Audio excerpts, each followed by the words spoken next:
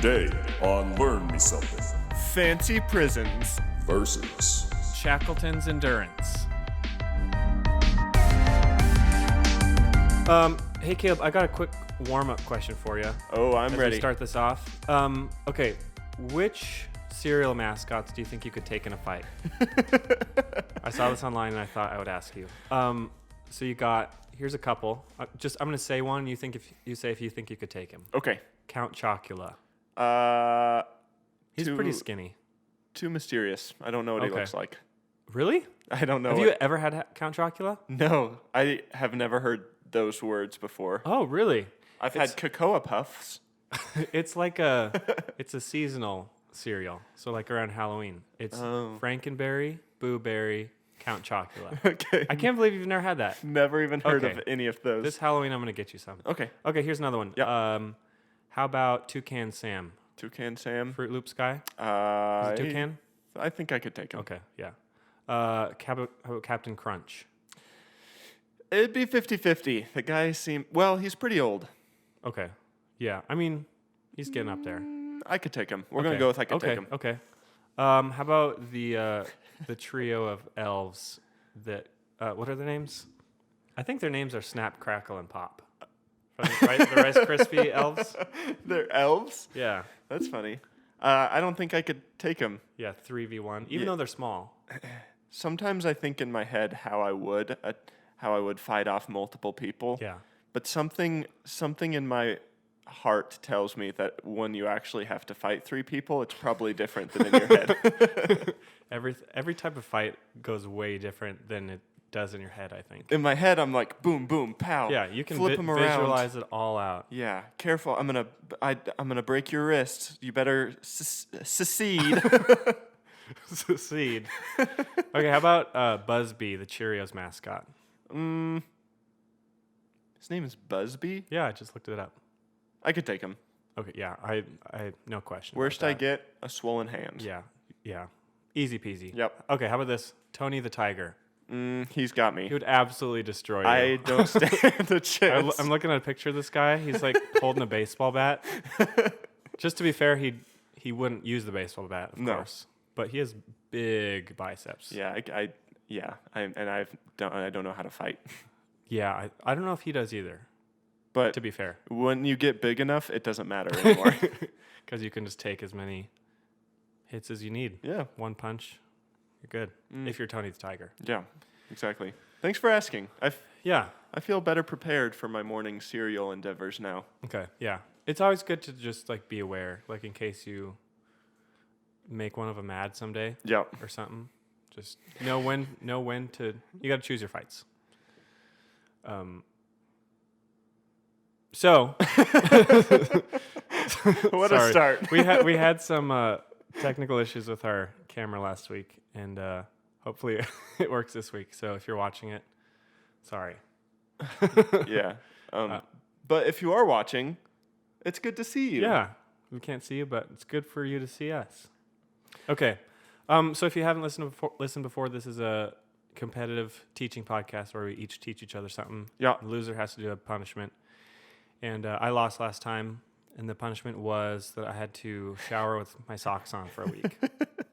So what I did was I had shower socks. Okay. just, I was going to ask if you had one set pair. It seemed like the best thing to do.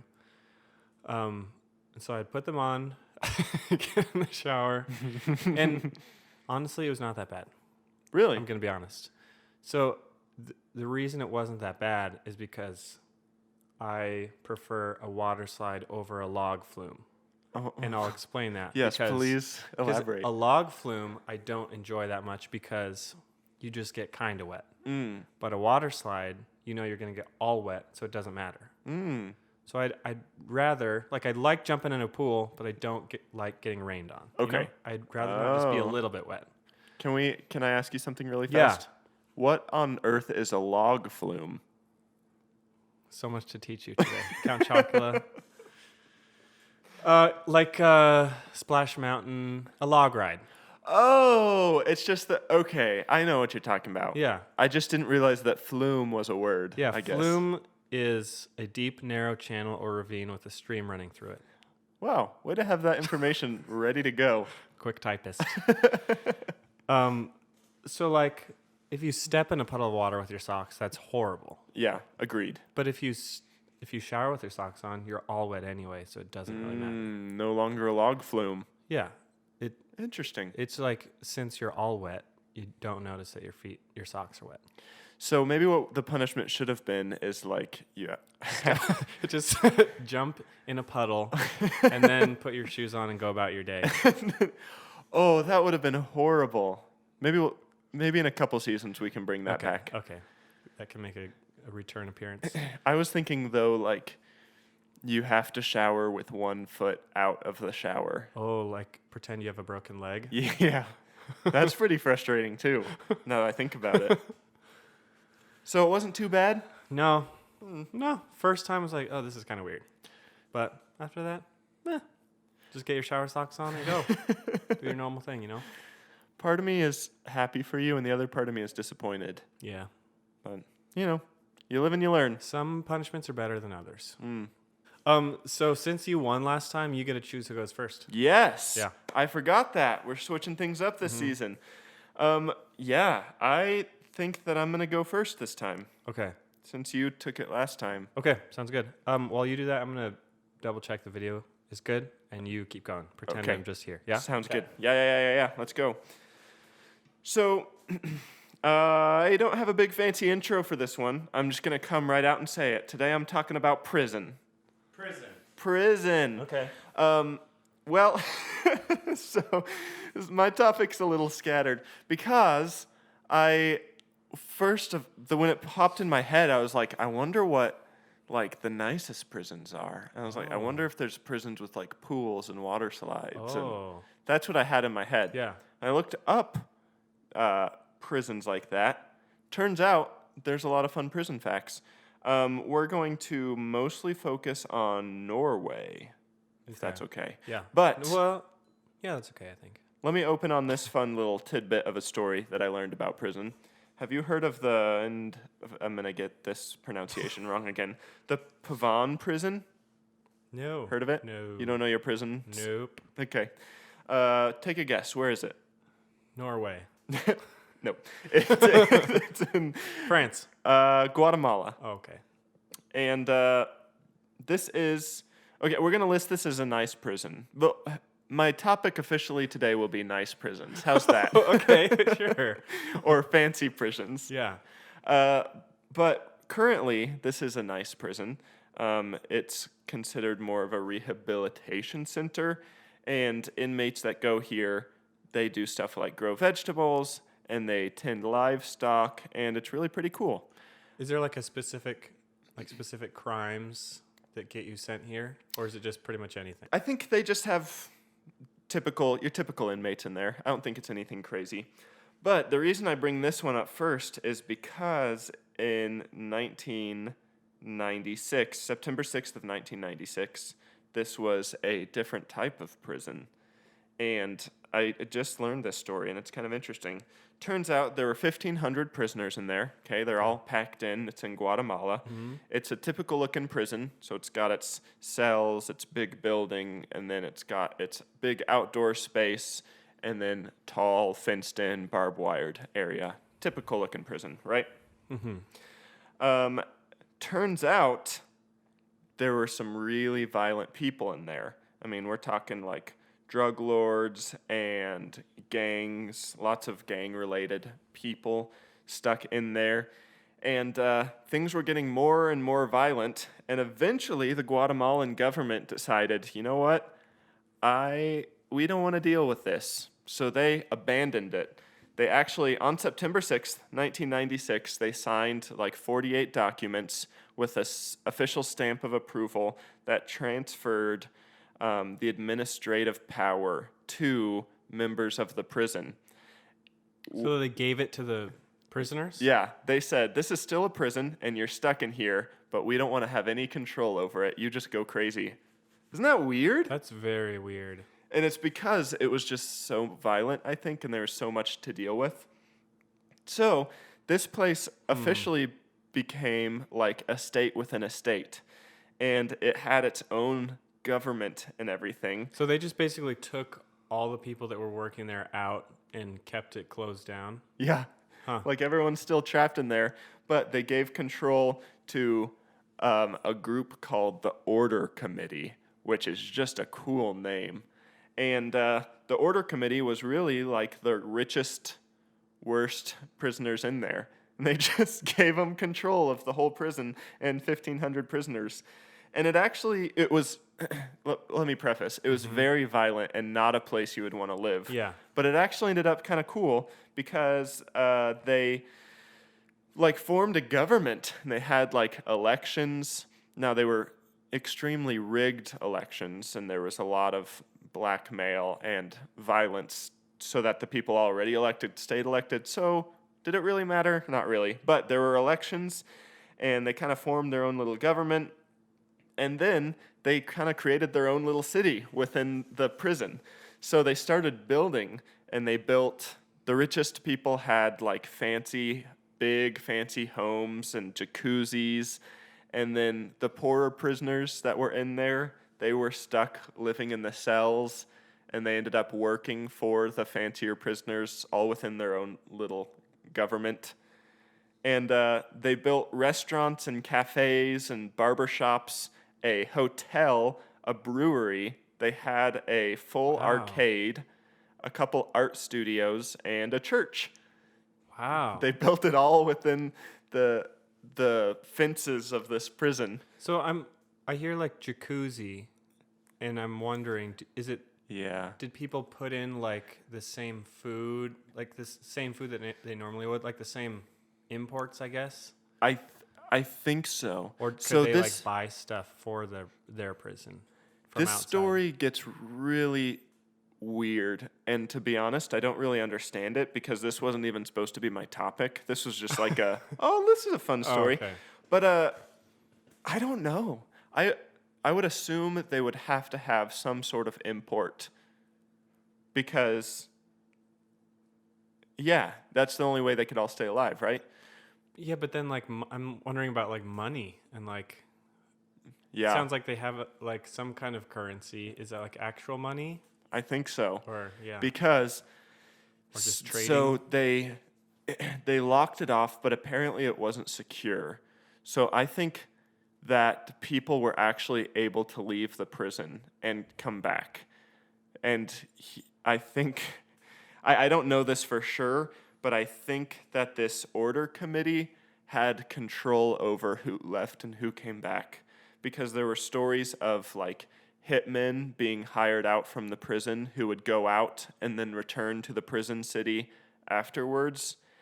And you could pay for your family to come visit. And I assume they had to somehow have had control over who got to come in and exit, but they still managed to keep people in there. Which is interesting because did the government still have people stationed around the prison on the outside, or did they just assume that people would keep the prisoners in charge would keep the other prisoners in there? I would guess that they probably had people on the outside Yeah. too, but these guys still yeah. had a way in and out. I wonder if that's easier or harder to escape from, trying to escape from a prison with a bunch of security guards on the inside, or if they're only on the outside. I bet probably. I don't know. I don't What do you either. think? Isn't it? I have no idea. Isn't it a weird situation that you wouldn't think would ever happen? Yeah. But what's also crazy, and here's where the money flow came from, was they continued their drug business from the prison. yeah, So they yeah. built and I think manufactured drugs all from in there, had it shipped out, and that's what the poorer prisoners would do is they would work if they didn't own one of these restaurants or barber shops or the hotel or anything. They would work for the order committee. But I mean, they had tax. They had anyone who made a profit had to pay tax back to the committee, and they taxed privileges as well. So it was $1.30 for your family to come. It was $5 for a phone call. You had to pay for electricity or Wi-Fi. Wow. That kind of stuff. And to the point where they found out that this order committee was making $20,000 a month. So they're doing pretty well for themselves. Yeah, for being in prison. Yeah. So this is That's all crazy. 1996. What's also crazy, this is no longer a thing. Yeah. So in 2006, the Guatemalan government got together, and I assume they were like, hey, remember a decade ago when we let this happen? That probably was not the best idea. Would you guys agree? And they were like, yes, we should probably end this. So they sent in 3,000 soldiers with tear gas Oh, that'll do it. and like armored trucks and everything. Yeah. Got everyone and took them to a different prison that was more in order. That's wild. Isn't that a crazy story? Wait, so how long did you say it lasted? A full decade, 1996 That is to nuts. 2006, was just this city of criminals. Wow. And it was, I didn't read a ton about it, mostly because I feel like this story would get really dark if I knew more. Yeah. But it was like chaotic and Yeah. really violent. I can imagine. Yeah. And this is one thing I decided not to look into further. Yeah. The order committee instated something called the North Pole, which was a prison. Within the prison. Within the prison. So, like, they had a wow. specific cell block that they reused as a prison within the prison, and they called it the North Pole, and it was some punishment zone. And I decided, for my own sake, to not look into what that meant Yeah. in that situation. Yeah. But, so yeah, I was looking at fancy prisons, and that's one that I found, because the actual place is pretty nice now. Like, it's just, like, the inmates are farming and growing vegetables. And So they like, kind of took some stuff from it. Like, yeah. So, it ended okay, I guess. eventually. So that's why I say my topic is kind of scattered, because that's not really even what I'm talking about necessarily. That's interesting. I just was looking that up and stumbled into that story and was like, that seems worthy of a Learn Me Something episode. Definitely. Which is good, because the next part that I have is really not as long. So we're doing a two-parter, I guess. Okay. So Perfect. now let's move on to what I was originally looking up, which is fancy prisons. And that's why we got to go to Norway. Okay. So there's this theory out that's being tested and pretty much proven called restorative justice. And it's different than the US, which has punitive justice. I don't know if that's an actual phrase. That's something I just came up with, but you can understand what that's. Yeah. Basically, the U.S. is focused on punishing people that commit crimes, while countries like Norway, their justice systems are focusing on restoring, like, healing the people that committed the crimes and kind of gotcha. rehabilitating them. Gotcha. And it's pretty interesting. So in the U.S., this is not the current year, but this is the latest stat that I could find. 707 people out of 100,000 are in prison. And the people that are released from prison, about 60 to 70% of them, depending on where you look, end up going back to prison. Now, in Norway, in the 1990s, it was about the same. The same number of people that would return to prison in the 60 to 70% range. But they decided to initiate this restorative justice, which, is basically just being nice and trying to help the inmates instead of punish them. Yeah. Different. Hoping for a different outcome. Yeah, so they tested that out. They've been doing that for a while now. And now in 2014, 75 out of 100,000 people are in prison in Norway instead of the 707 in the U.S. And the people that are released from prison, only 20% return as opposed to 60 to 70. Okay. So it's working, which is cool because these prisons are so nice. Like, they're like little vacation homes. Really?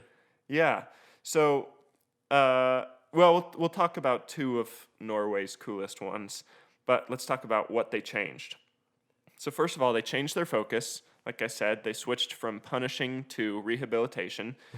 And to do that, they did a couple things. They changed the style of the prison. So they've got a couple really nice prisons They got rid of all of the bars, and instead they've got this shatterproof glass, big glass windows, so it looks nicer in there. Oh. And then instead of jail cells, it looks more like dorm rooms. So every inmate has their own room, and in that room, they've got a desk, a mini fridge, a flat screen TV, Wow. big windows, and then they've got their own private bath with a toilet and shower as well.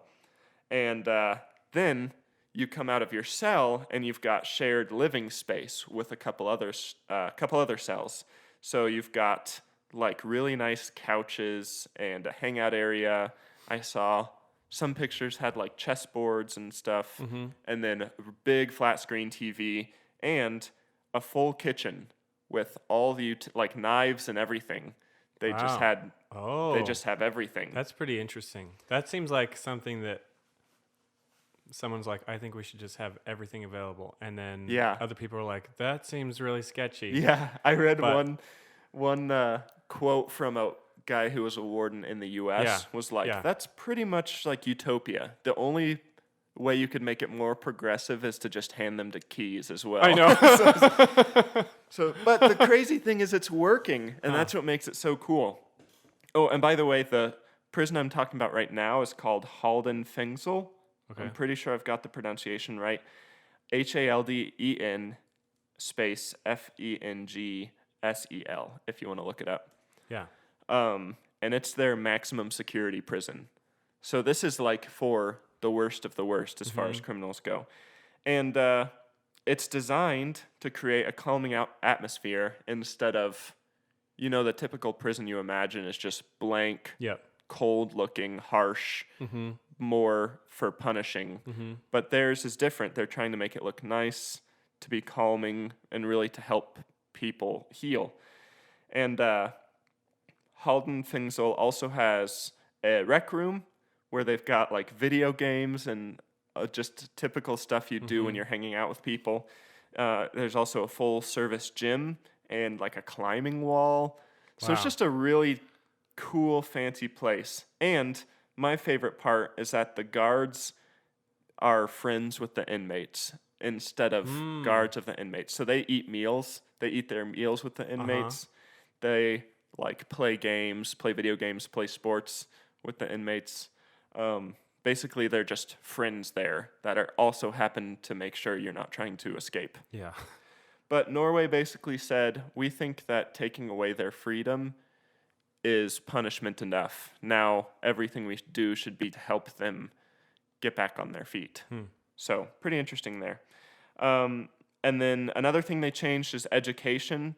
As you can imagine, they teach them all sorts of stuff. So you can basically go to school and get certified. So you can learn woodworking, mechanics. In Halden Fengsel, there's a full professional quality recording studio with instruments and everything. Wow. There's yoga classes and art classes and graphic design. You can become graphic design certified. That's interesting. I'm looking at like photos and it does look like a college. The outside looks a little bit, it looks like a modern prison-y looking. Sure.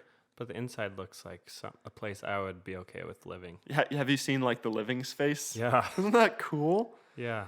Yeah, and this wouldn't be interesting enough to talk about in an episode if it wasn't for the fact that it was working. Yeah. And that it was making a clear difference compared to our system in the U.S. And I just think that's so cool. Yeah. And like I read some quotes from like one inmate got a graphics design degree and was like, I've always sold drugs on the street because I didn't know how to do anything else and I didn't think there's anything else I could do. So he's like, it's life-changing for someone to teach me how to do something else and be able to contribute instead of selling drugs. Is that why you think it works so well, is people realize there's other opportunities to make money? Yeah, I think so, especially for the people that were arrested for stuff like the nonviolent stuff? Yeah, nonviolent stuff. And then even violent things, part of it I read is part of the process in restorative justice is like trying to heal the harm caused in some way from both sides. So the people that committed the crime have the opportunity to kind of like apologize and try to seek forgiveness and that kind of stuff. Interesting. So that's encouraged to. Yeah. So it's just a really, really cool system, and I just think it's awesome. It makes me want to move to Norway. And then the last big thing they changed is that they don't do any life sentences at all, even for like people that, you know, murdered a lot of people or anything. They won't do a life sentence. They'll do a maximum of 21 years. Really? And then at 21 years, if they find that you've been rehabilitated, they will release you. And if not, they'll add 5 years. And they can continue to Every add 5 5 years. years. So if you die in the prison still being like, I want to murder people, then they will have still kept that person off the streets. But if they find that they were able to help someone and then they were like, I don't want to live that lifestyle anymore, they can release them and let them be a contributing member to the economy. I wonder what percentage of those 20 people that come back are like the violent crimes. Yeah, I don't know. That'd be interesting. Violent crimes or people that maybe had addictions and like fall back into it or something. Yeah. Or their life is, I don't know. Like their life would be hard to get away from their current life as a criminal. Maybe their whole family or something. I don't know. It sounds very interesting, but I have two things. Or at least one thing I think people might be wondering. I'm wondering is like how much more does it cost? Like the taxpayer. Yeah, I didn't find a lot about that. I did read one source that said it wasn't as bad as you might think. Yeah. Because, I mean, it probably still costs a lot to run a prison. Yeah, regardless of how you run it. Yeah, You 'cause still like have to feed them. And a bunch of TVs and, I don't know, a foosball table is not that much. yeah, in the- and in it's the like a scheme of one-time things. purchase. Right. I think, yeah. So I think that type of stuff is probably not that much. And, like, you still have to feed them and Yeah, provide, I don't know, all the basics and everything. but the extra stuff. Yeah. The- It seems like a lot, Yeah, but but I don't know. It's if you think about the difference it makes, and it yeah. so they're not doing life sentences, which means the average length of time that someone spends in their prison is probably reduced as opposed to in the U.S. So you don't have as long of a time with a certain one inmate to be paying for.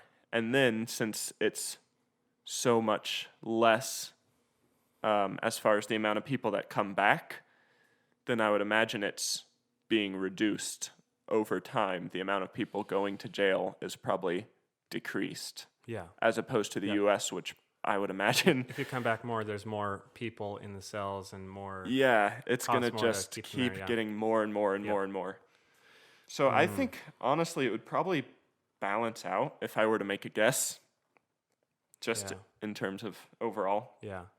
I'm not sure about the whole no life sentences thing. That seems a little iffy to me still. Yeah, it's still, the only difference is it can be a life I sentence. guess it can be, but it's just reevaluated. Yeah.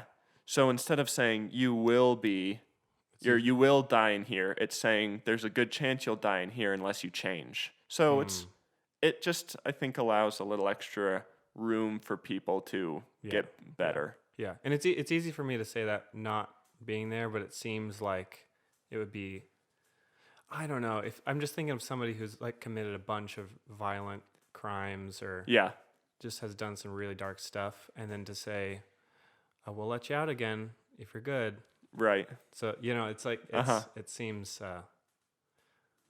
It's definitely progressive. yeah, for sure.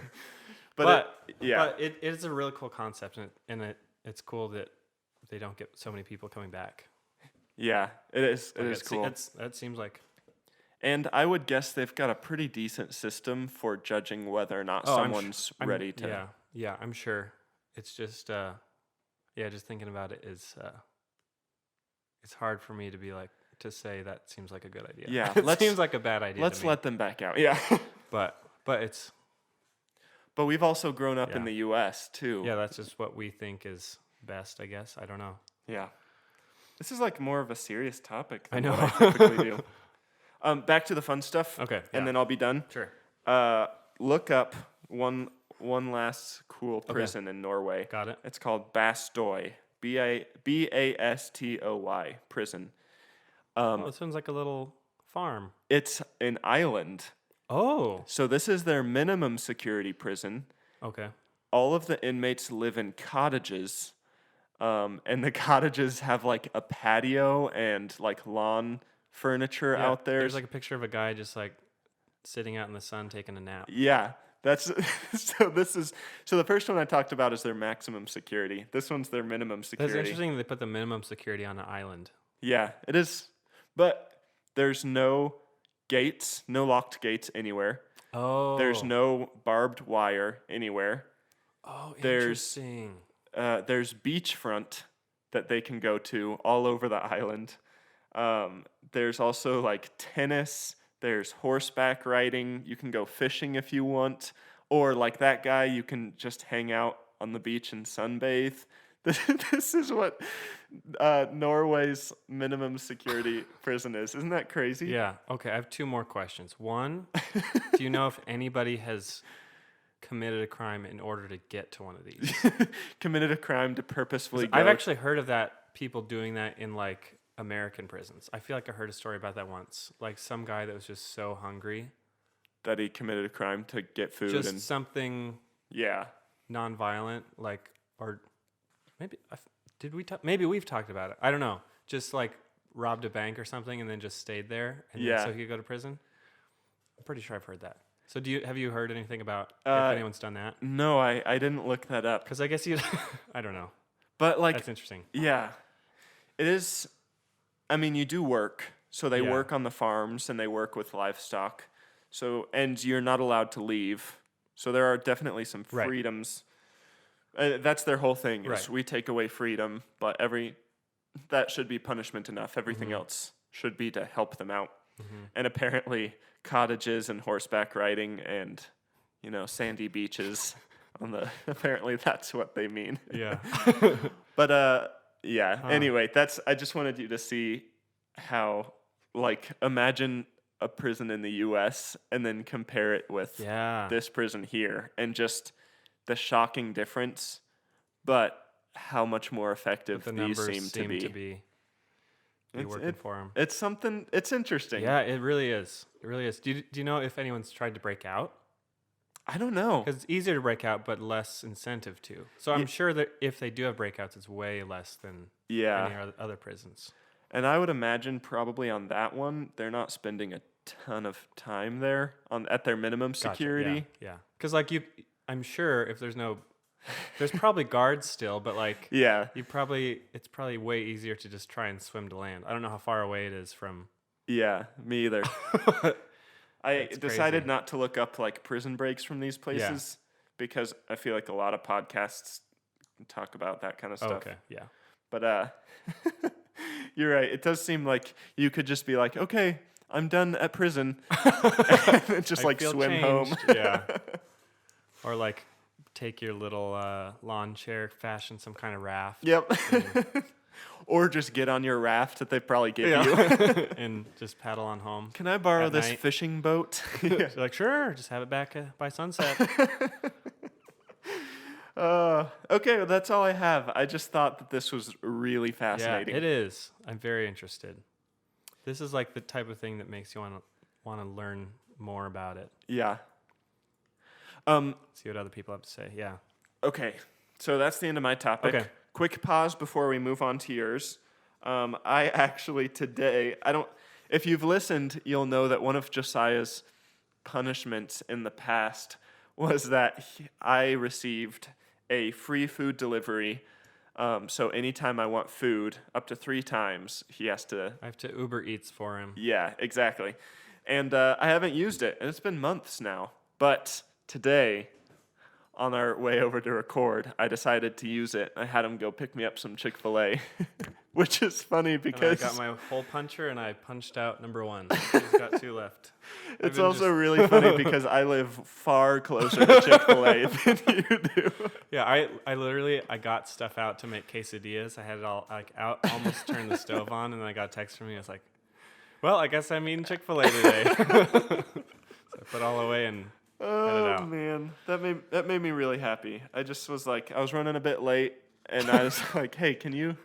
I was like, I don't think I'm gonna have lunch or have time to eat lunch before we go record, and so it was really fun. There I've you go. got 2 of these opportunities I was left. kind of hoping you forgot about it, but it's okay. It's part of the punishment.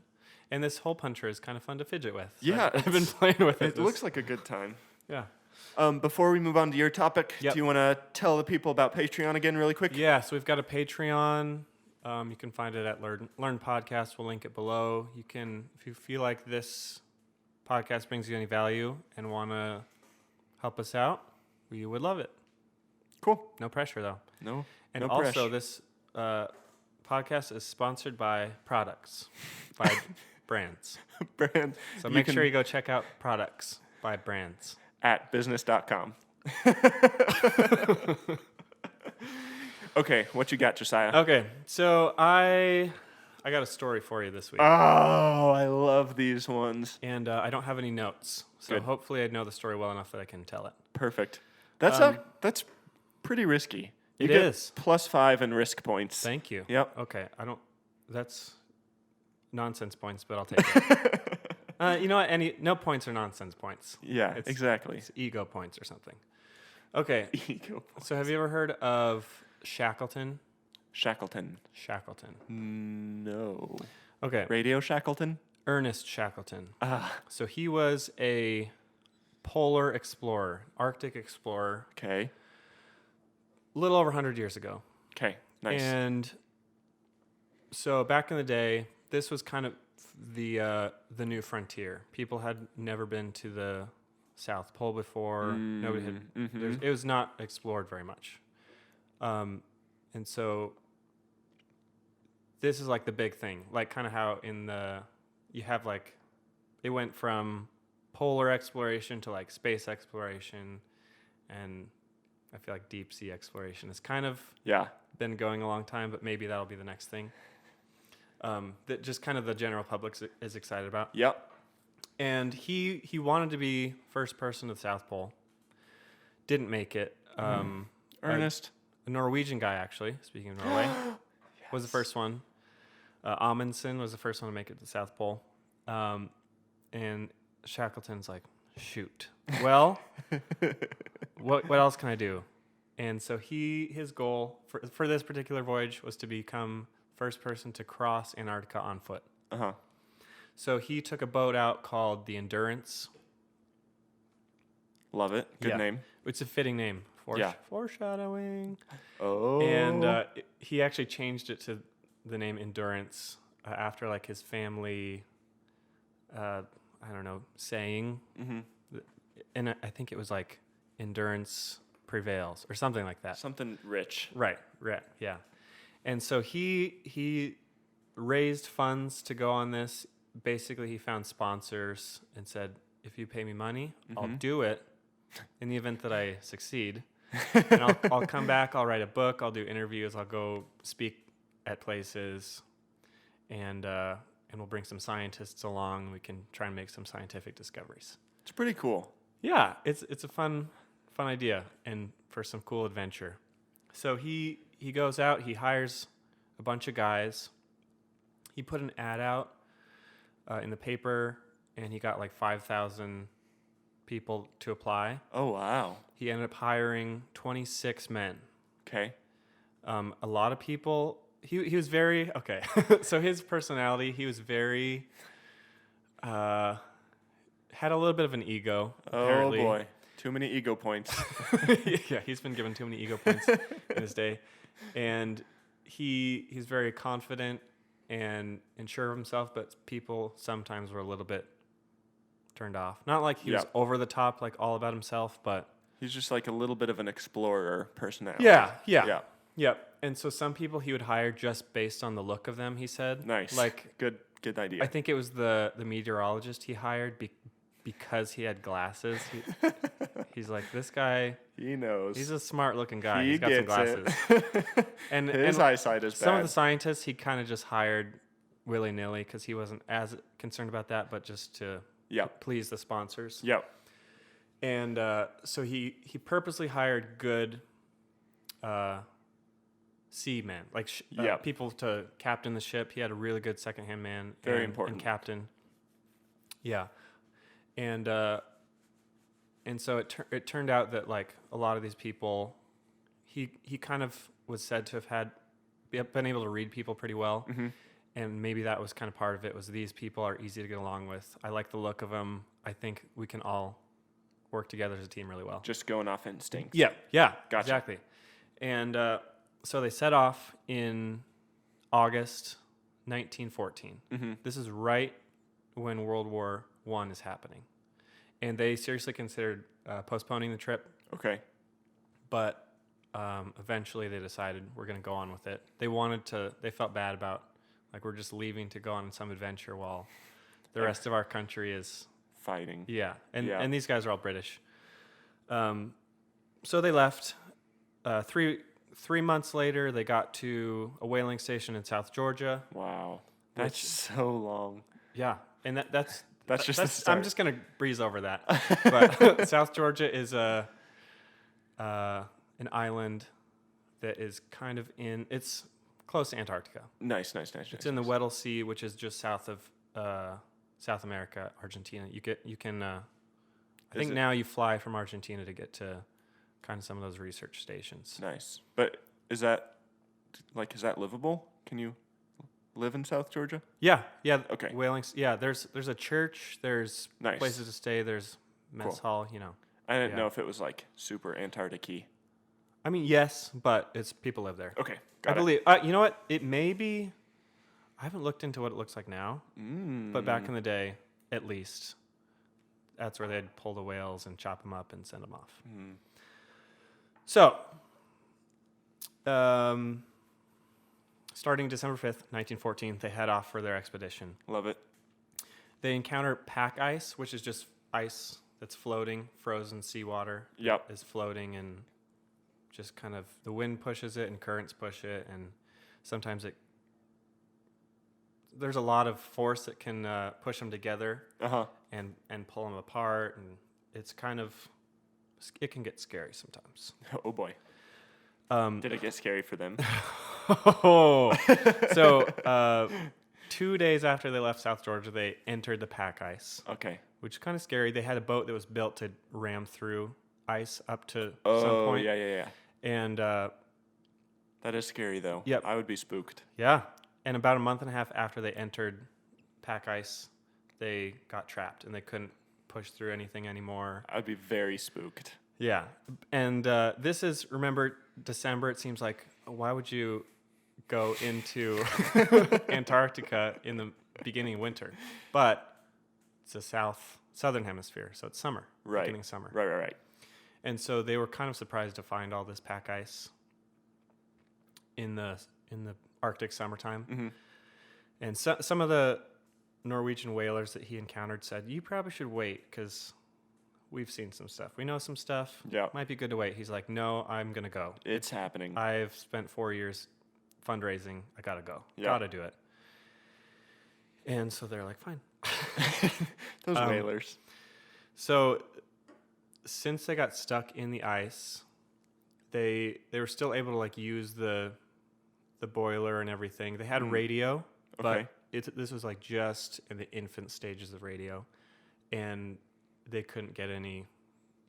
No response back. Just static. Yeah. Even with their long antennas that they like made a long antenna, nothing still. That reminds me, remember when like pickup trucks had like 20 foot? Yeah. 20 foot is excessive, but just a big, tall. And you just like Boing, tap it. boing, boing, Boing, boing, boing. it's like the door stop. That was a good Yeah, doorstop. thanks. Oh, okay, continue. I've hit many a doorstop in my childhood. Played with many a doorstop. So they lived on the ship that was stuck in the pack ice Yeah. for, let's see, I've got the timeline here. 9 months. Holy cow. Yeah, and they had a lot of extra food, but they were talking about rations. Okay, how many? Yeah. They're taking that seriously. They also had 68 dogs, Okay. I believe. Some of them had Seems excessive. puppies. No, well, they were sled dogs, so they were Okay. going to take stuff, supplies across the Antarctic. That's a lot of dogs, and they had a cat, Mrs. Chippy. Seems very excessive. That is too much. Too many cats. One cat too many. And so Shackleton tried to keep their spirits high. They played soccer and hockey on the ice. That's pretty They cool, ate though. together in the ship. And they were always trying to chop it out and back out when they could, but they didn't move much. No, but like nobody was gonna come help them. They were just stuck. Yeah, That's. nobody to come save you. Let's play some soccer. Exactly. Yeah. Well, there wasn't like a ton to do, Yeah, I guess you're just waiting and hoping. and waiting for the ice to do something to try and get out. And they had a ship that was more pointed on the bottom, and some of these polar ships were more like a bowl on the bottom. So Okay. if the ice like gets pressure on, if it like pressurizes against the ship, the ship will like rise up out of the ice. Oh. But this one, since it was more pointed at the bottom, the ice just kind of Built up around it. gave it a big old hug. Yeah. Just squeezed it. A big old ice hug. Eventually it tipped slowly to the point where they're like, we got to get off. We can't stand here Oh, anymore. wow. So they set up camp on the ice, on the pack ice. That's so scary. They built some igloos for the dogs to stay in, froze their chains into the ice to keep them there, Huh. and just waited out. Like, it's probably not going to come out, but we'll see. Can you imagine, like, coming to accept this? Like, okay, we're just going to be living here, Yep. hanging out on the ice. Yep. And so the Endurance was crushed, and they got off, and they were living next to it in a camp for about a month. Okay. Eventually, Oh, boy. Shackleton says, "Think she's going, boys." And they went stern up. Mm-hmm. No, wait. Stern down. Bow up. Okay. No. The backside is the stern. Don't say backside. The backside goes up, and it just kind of slowly sinks into the ice. Yeah. Ice freezes over. Oh, can you Gone imagine? forever. Still down there. Can you imagine watching that? It's still there? Still there. That's pretty cool. They actually, as it was sinking, they put up the Union Jack, the UK flag, and it flapped its way down Wow. into the ocean. I can't even imagine just standing on a huge chunk of ice, just saying, well, there goes our ride. Yep. So Shackleton and his 27 men head somewhere else. Okay. Wait, but did you catch that number was different?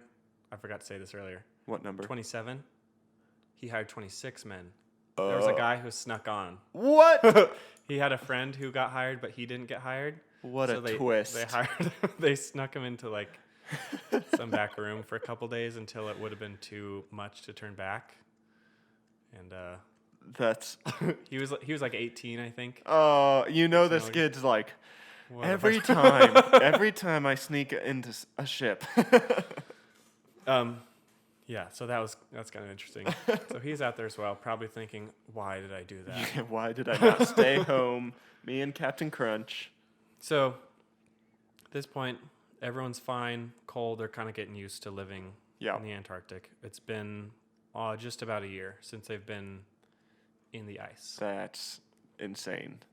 I can't imagine being like, well, looks like I'll be spending a year here at any place. Yeah. So they decide, okay, we're going to try and take the dogs. We're going to try and get the boats closer to water so we can get somewhere. There's a couple islands that they had looked at, like maybe we could go here.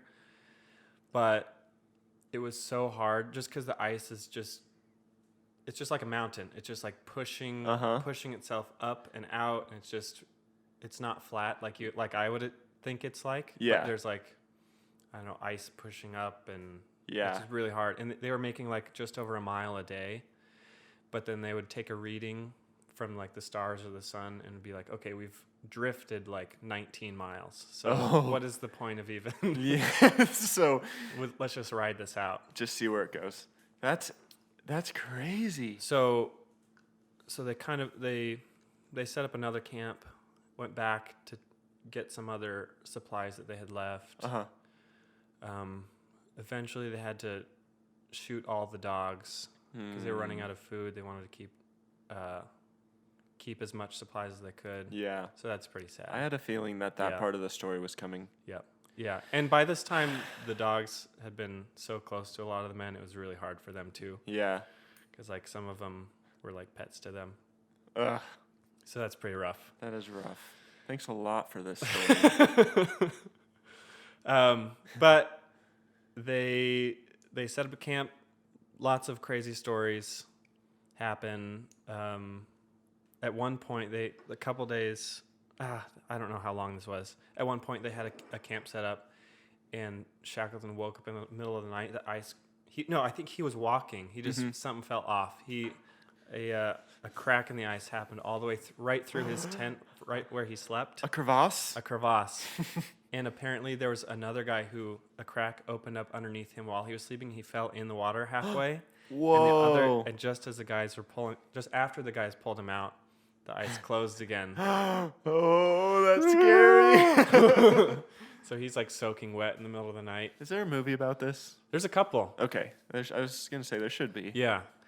And so I think they spent like maybe one or two nights there, but they were able to get their boats ready to go, got everything in the boat. They always had a night watch just for stuff like this, and they could be ready to load stuff up. Yeah. And so they launched the boats they were going to go for Elephant Island, named for the elephant seals, not for like actual elephants. Got it. Which I A was little confused, disappointed, yeah. but it's fine. And it was they got to Elephant Island. Okay, they did make it. Yes. And that was, let me do the math, 15 days Okay. 6 days on those lifeboats. Oh. Still, that's a long time to spend 28 men in 3 lifeboats. Yeah, that's a long time to spend on the lifeboat. That's crazy. Yeah. In Antarctic Ocean, they were open, I believe, at this time. So you're basically just wet the whole time, trying not to die. I think everybody had frostbite at this point. Holy cow. But they made it. They made it to Elephant Island. The guy who snuck on, Blackborough, they're like, hey, Blackborough, because he couldn't stand up because his feet were so frostbitten. They're like, Oh, poor guy. they're like, hey, you're going to be the first. Nobody has ever stepped on this island before. You're going to be the first one. He's like, he didn't say anything. He's like, I don't care. And so they picked him up and sat and like tried to push him overboard, but Shackleton forgot he couldn't stand. So they're like, okay, well, you're the first guy to sit on Elephant Island. I mean, this guy can't be mad at them. He just has to be like, He's like, I hate this. he did this to What himself. What have I done? So they land. They eventually move locations, find a little bit better of a campsite. There's penguins. They've been surviving on their reserves on penguins and seals. Okay. But there's a lot of penguins and seals here, so they're excited about that. They're finally on dry ground. It's been like 400 and some days since they've stood on solid ground. Wow. Yeah. And they just were going crazy, like, look at the rocks and look at all this. and just, can you imagine not seeing like color for that long? Just all white. White, brown, gray. Ugh. Just about it. I can't even imagine what not seeing color would do Yeah. to your Look at your green. mind. I don't know. Yeah. Like That's they interesting. had some dried tobacco leaves, but that's probably about as green as it got. Huh. So Shackleton decides, well, there's nobody on that island, so Yeah. he decides to head for South Georgia, Okay. the whaling station. Nice. So he takes 5 men with him. They rig one of the lifeboats to be covered. It's got one sail. They may have added another sail, but they're going to head out. Love it. And he says, if I don't come back within the certain time, then you got to get out of here. Because Okay. if I don't come back by this time, you got to get out of here. Yep. So they Yep, take yep, the yep. journey. That is 14 days. Okay. Boat journey is 2-week journey. And so that, man, hearing about that story was insane. 6 guys on that lifeboat. You had to always had 3 guys awake, 3 guys sleeping, I think. Oh, man. It just, hearing about that is so horrible. There's actually some guys that did it recently. Oh, yeah, like I a know. modern version. Colin. It's called, Colin. The guy who did it. what are you saying? Did I make that up? We might be talking about different things. I don't know. Yeah, You go. some guy that is a current, like a modern Arctic adventurer tried to do the same thing, and they did it, and it was horrible. Watching that, Yeah. it was like a PBS thing. Okay, I think we are talking about the same thing. Okay. Was it like were they rowing? No, Okay, we're Sailing. not. Josiah, we are not talking about Okay. the same thing. Okay. There's another guy that I follow on Instagram who just like rowed, I think, I won't say because I don't actually know, but they had the same situation. Like they were rowing a massive distance yeah, and they had to have some people always sleeping and some people always awake to row. yeah. So this 14 days it was over 800 miles. That's crazy. And just think about trying to hit that. They take readings based on the stars and I think the sun too. But if it's cloudy, which it was a lot of the time, you get less chances to know where you are. Just hoping for the best. Yep. And so their navigator nailed it. Man, They good saw for it. him. I can't even imagine trying to shoot. If you miss it, you're just going straight into the ocean. Yeah. With nothing. And you're not going to make You're it. dead. Yeah. Oh, that would be so much pressure. So yeah. Not only is his life on the line, but the other 5 guys with him, and even the other guys that were back at Elephant Island. Whew. And eventually they make it. Just there's some other crazy stories. If you're interested, anyone listening, I would definitely recommend either Endurance by Alfred Lansing or Shackleton's book, which is called South. There's some like crazy stories that seem made up, but just about how they lived and were able to survive. But they made it, but it was the wrong side of the island, and they lost the rudder as they were as they beached the boat, so they couldn't take the boat around. Because of course. Yeah, why not? And so 6 men got out. They were all alive, but hated everything. Yep. We're quite unhappy. So Shackleton and 2 other guys took an across land journey. So get some hiking in there Exactly. on a place that nobody has ever been to before. Yeah, let's add And another people, excursion. it was known to be like, yeah, people don't go there because it's impossible. Oh, By the whalers, like, yeah, you don't go back there. that's scary.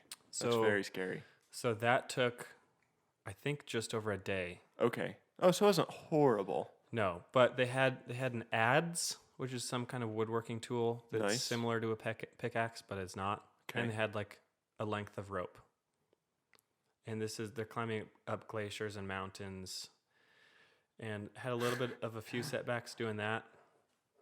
But eventually they hear, like, I think I heard a bell. In the distance. Yep. They're like, I don't think so. And then they knew the schedule of the whaling station. Uh-huh. They looked at the time, and right when they thought it would ring, they heard it again. They're like, that's it. That's the first sign of civilization we've experienced in 2.5 years. Can you imagine how excited you would be? Yeah. And it said, I feel like this is a very British thing to do. They just didn't say anything, just shook each other's hands, and then just kept going. Very good. No, like jumping and hugging and hollering, just a Or handshake. crying, There or- we go. And so they made it. They scared off some kids that were there. They're like, do you guys live here? Or where's the captain or the person in charge? And they just ran away. Like, okay, Thank you. well. Well, keep looking. So they went to the manager, who Shackleton actually knew, and he didn't recognize him because they had Been so long long. hair and beards, and Yeah. their faces were just black with They looked soot like and- survivors. Yeah. And he's like, I recognize your voice. And then he said, yeah, it's me, Shackleton. And then apparently the guy, like according to some people, he turned away and cried. What? Everybody had thought they had died. Oh. Yeah, long ago. Well, that's cool. Yeah. I don't know. That's cool that... That's a cool emotional ending of that part of the story. Yeah. So they, next day, or maybe later that afternoon, they got another boat, went around the island, picked up the other 3 guys that had waited there. Right. And then they went back, it took 4.5 months Holy to cow. get enough. They tried, I think, 3 or 4 times to get a boat to go back to Elephant Island to rescue the rest of the guys. But they eventually did. Shackleton sees them and yells out, "Are you all right?" And then they're like, no, I think he said, how is everyone? They said, "All good, boss." Everybody was still alive. What? Yeah. They were just hanging out? Yep. Sounds like a miserable existence based on, because they describe what living there was like for the 4.5 months. And they had to do, some guy had to get all his toes cut off on one foot because Whoa. of frostbite. They had 2 doctors with them. And so that surgery went well. Yeah, everybody had frostbite. That's but crazy. all 28 people survived. And some of them went back and fought in World War I for a little bit after they Wow. got back. And others went with Shackleton again on another expedition later, which tragically Shackleton died at South Georgia. He had of a heart attack No. on the expedition afterwards. Yeah. But it's just some things I learned were just about endurance. The name of the ship, like I said, is appropriate. Agreed. Just the ability to keep going Yeah. for 2.5 years. And I read something, it's called the Scottsdale Paradox. Let me read Ooh. that. I feel like I've heard of that. Yeah, it was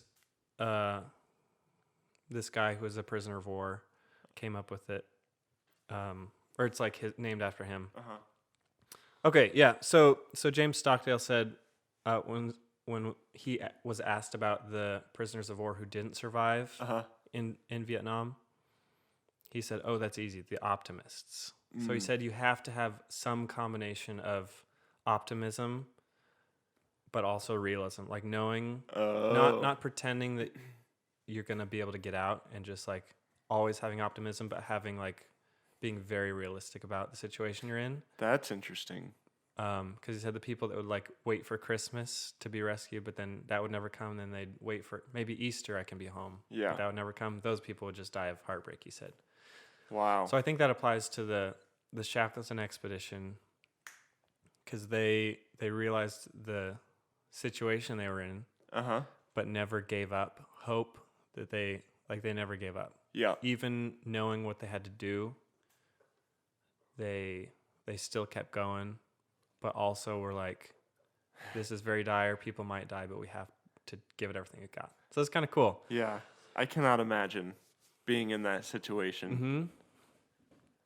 Yeah, almost 3 years for some of them with out in the Antarctic, and some of them went back, which is the crazy part to me. That seems like the kind of thing where you'd say, well, I think I got that experience. I'm done. I got a good story, and Yep.